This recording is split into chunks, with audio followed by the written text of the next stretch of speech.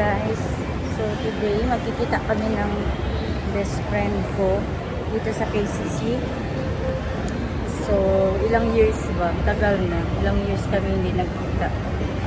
Nag-graduate kami ng 2011, then until now hindi pa kami nagkita. Best friend ko siya since high school and college.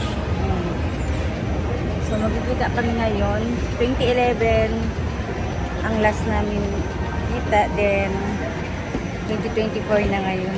So hintayin ko siya dito kasi nasa work siya. So mag-ikot-ikot muna ako. 12 o'clock kasi yung meet namin. So wala pag 12, 11, mag-11 pa lang. So doon muna ako. Upo muna ako doon. Nalaglag yung shades ko. Maluwang. So dito tayo upo muna.